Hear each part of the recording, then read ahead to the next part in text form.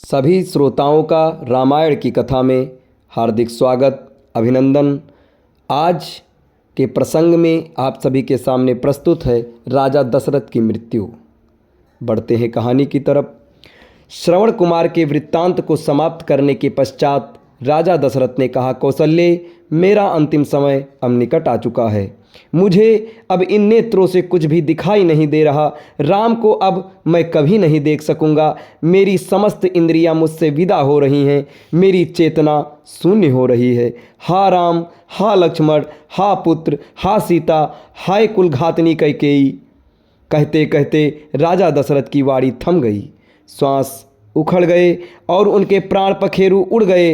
उनके प्राण निकलते ही रानी कौसल्या पक्षाड़ खाकर भूमि पर गिर पड़ी। सुमित्रा आदि रानियां तथा अन्य स्त्रियां भी सिर पीट पीट कर विलाप करने लगीं। समस्त अंतःपुर में करुणाजनक क्रंदन गूंजने लगा। सदैव सुख समृद्धि से भरे रहने वाला राजा प्रसाद दुख का आगार बन गया। चैतन्य होने पर कौसल्या ने अपने पति का मस्तिष्क अपनी जंघाओं पर रख लिया और विलाप करते हुए बोली, हा दुष्ट कैकेयी, तेरी कामना पूरी हुई। अब तू सुखपूर्वक राज्य सुख को भोग। पुत्र से तो मैं पहले ही अलग हो चुकी हूँ। आज पति से भी वियोग हो गया। अब मेरे लिए जीवित रहने का कोई अर्थ नहीं रहा। कैकेयी की राजकुमारी ने आज कौशल का नाश कर दिया। मेरे पुत्र और पुत्रवधू अनाथों की भांति वनों में भटक रहे हैं। अयोध्यापति तो हम सबको छोड़कर ही चले गए। अब मिथिलापति भी सीता के दुख से दुखी होकर अधिक दिन जीवित नहीं रह पाएंगे। हाँ कैकेयी, तूने दो कुलों का नाश कर दिया। कौसल्या महाराज दशरथ के शरीर से लिपटकर फिर मूर्छित हो गई। प्रातःकाल होने पर रोते हुए मंत्रियों ने राजा के शरीर को तेल के कुंड में रख दिया। राम के वियोग से पूर्व में ही पीड़ित अयोध्यावासियों को महाराज की मृत्यु के समाचार ने और भी दुखी बना दिया।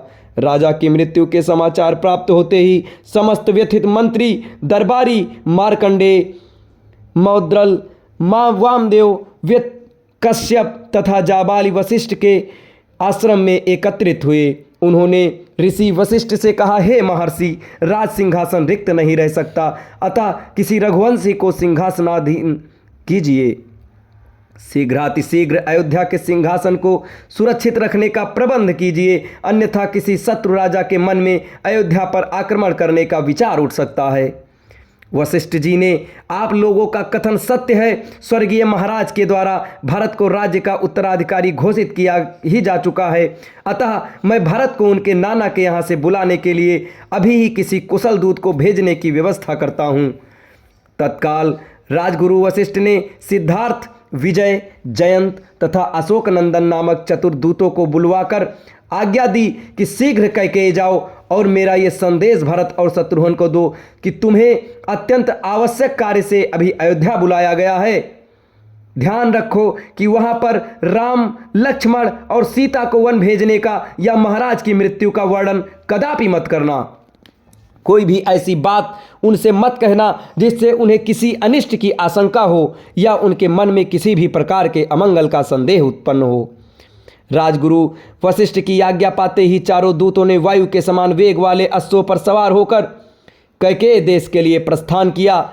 वे मालिनी नदी पार करके हस्तिनापुर होते हुए पहले पांचाल और फिर वहां से सरदंड देश पहुँचे। वहां से वे इक्षुमती नदी को पार करते हुए वाहिक देश पहुँचे। फिर विपाशा नदी पार करके कैकेयी देश के गिरिव्रज नामक नगर में पहुँच गए। जिस रात्रि ये दूत गिरिव्रज पहुँचे उसी रात्रि को भरत ने एक अशुभ स्वप्न देखा। निद्रा त्यागने पर स्वप्न का स्मरण करके वे अत्यंत व्याकुल हो गए। अपने उस स्वप्न के विषय में एक मित्र को बताते हुए उन्होंने कहा, हे सखे, रात्रि में मैंने एक भयानक स्वप्न देखा है। स्वप्न में पिताजी के सिर के बाल खुले थे। वे पर्वत से गिरते हुए गोबर से लथपथ थे और अंजलि से बार बार तेल पी पी कर हंस रहे थे। मैंने उन्हें तिल और चावल खाते तथा शरीर पर तेल मलते देखा है। इसके बाद मैंने देखा कि सारा समुद्र सूख गया है। चंद्रमा टूटकर पृथ्वी पर गिर पड़ा है। पिताजी के प्रिय हाथी के दांत टूटे हुए हैं। पर्वतमालाएं परस्पर टकराकर चूर चूर हो गई हैं और उससे निकलते हुए धुएं से पृथ्वी और आकाश काले हो गए हैं। मैंने देखा कि राजा गधों के रथ में सवार होकर दक्षिण दिशा की ओर चले गए। ऐसा प्रतीत होता है कि यह स्वप्न किसी अमंगल की पूर्व सूचना है। मेरा मन अत्यंत व्याकुल हो रहा है। भरत ने स्वप्न का वर्णन समाप्त किया ही था कि अयोध्या के 4 दूतों ने वहां प्रवेश कर उन्हें प्रणाम किया और गुरु वशिष्ठ का संदेश दिया। हे राजकुमार, गुरु वशिष्ठ ने अयोध्या की कुशलता का समाचार दिया है तथा आपसे तत्काल अयोध्या चलने का आग्रह किया है। कार्य अति आवश्यक है, अतः आप तत्काल अयोध्या चलें। अब महाराज भरत अयोध्या पहुंचते हैं और क्या होता है इसकी कथा आपको अगले वीडियो में बताई जाएगी। तब तक हमारे साथ बने रहें। धन्यवाद।